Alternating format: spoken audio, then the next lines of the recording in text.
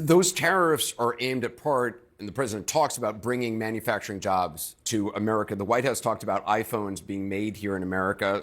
Some economists have said it would cost thousands of extra dollars to buy an iPhone. Is that realistic? I think I don't know the answer to that. But what I do know is the immediate harm is going to be very significant. And it is going to, I was just in Target the other day buying something, and I looked around there. Virtually all of those products sold in stores like Target are going to see significant increases in prices if Trump gets his way with tariffs. That's going to hurt working people a whole lot. This is Marge Watchorn, a manager at the Centers for Medicare and Medicaid Services. She's worked with the federal government for 30 years. Thank you for your service. Thanks. Marge is a Democrat from Ellicott City, Maryland. Marge? Senator, what would you say to federal employees who are concerned about the careless workforce cuts being effectuated by Elon Musk and DOGE? I want to say two things about that. First of all, thank you and your colleagues for your years of service. The vast majority of federal employees are trying their best to do the jobs that have to be done to protect the American people, and I thank you all very much for that. The idea that Mr. Musk goes around and with a chainsaw, I mean, that is his metaphor, a chainsaw, slashing jobs all over the place, telling people based on nothing that they have poor performance records, throwing them out into the street is outrageous. But I want to say something else, above and beyond. And by the way, I was just on the floor a few hours ago. They have decided in their brilliance, and I suspect this is a Musk initiative, to lay off, they have a proposal to lay off 83,000 workers at the Veterans Administration. Got that? So we made a commitment to the men and women who put their lives on the line that we were going to provide them with the best quality health care that we could. And generally speaking, I know in my state, veterans are very proud of the health care they get in White River Junction, Vermont, and that's true in many places in this country. But arbitrarily throwing 83,000 workers in the Veterans Administration, lowering the quality of care for our veterans, delaying the kind of the time in which they're going to get their benefits is a total outrage. I want to add one point to that. I want everybody to think about this. Most people, we have millions of federal employees, most people are not federal employees. And I think many people are saying, wow, that's outrageous. I really feel for these federal employees thrown out on the street. But I want you to think about this. If Musk can do this to federal employees, some of whom are in unions, some of whom work for years, what do you think he's going to be doing when artificial intelligence and robotics comes for your job? Guess what? The job you have today ain't going to be here in 10 or 15 years. And you think Musk and his friends are saying, oh, my goodness, how do we protect American workers from the explosion in technology that we're seeing? They don't give a damn about you. If this is what they could do to federal employees, think about what they could do to people in the private sector. So bottom line there is I am not a Luddite. I think technology has many positive things to say. But we have got to understand that new technology, AI, robotics, has got to work for working people, not just for the billionaires and Mr. Musk. There's a lot of talk about, from the DOGE team about, or from Elon Musk, about waste, fraud, and abuse and what they're finding. Have you seen much evidence of waste, fraud, and abuse? Because what they put on their wall of receipts, some of the top items, the biggest savings they allege to have implemented, turned out to be mistakes or just lies. Look, am I going to sit here and tell anybody in America that the United States government doesn't have a bureaucracy and there isn't waste? Of course there is.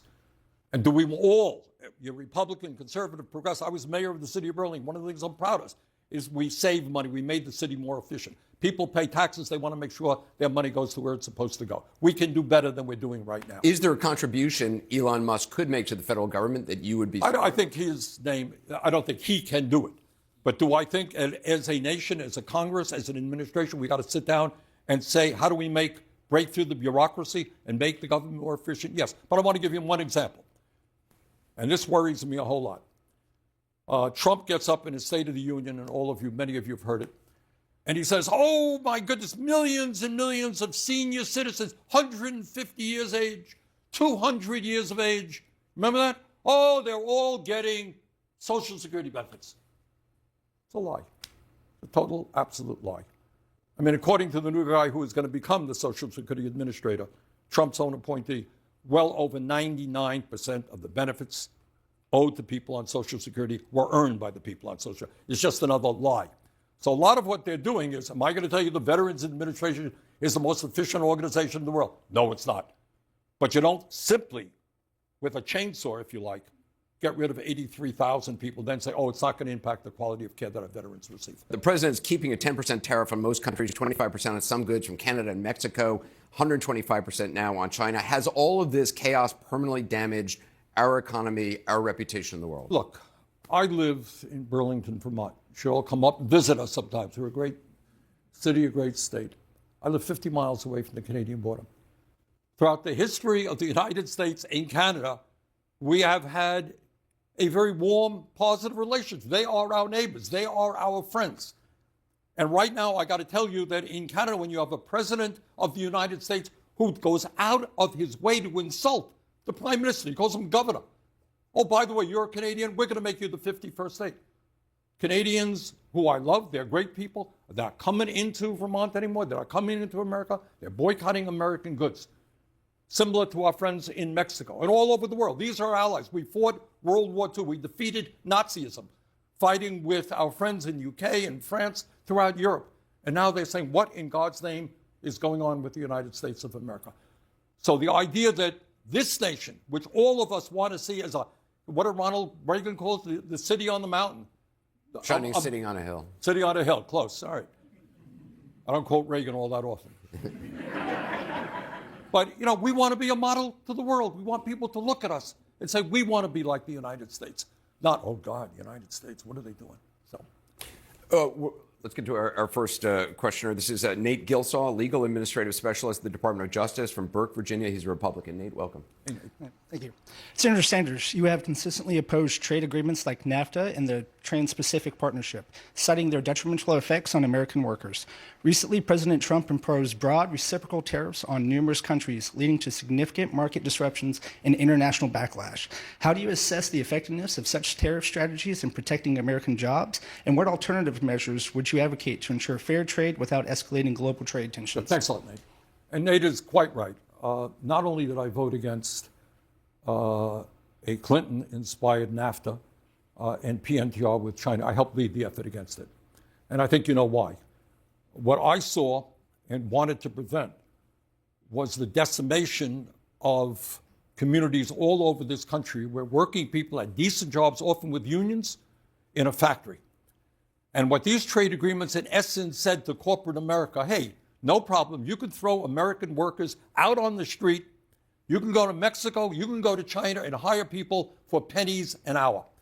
And I thought that that was a horrible idea. It was a horrible idea.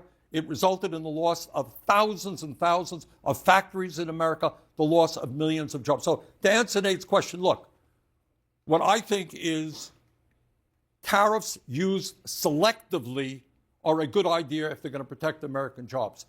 But to arbitrarily, out of nowhere, come up with a tariff that they can't even justify or explain to virtually every country on earth is absolutely counterproductive.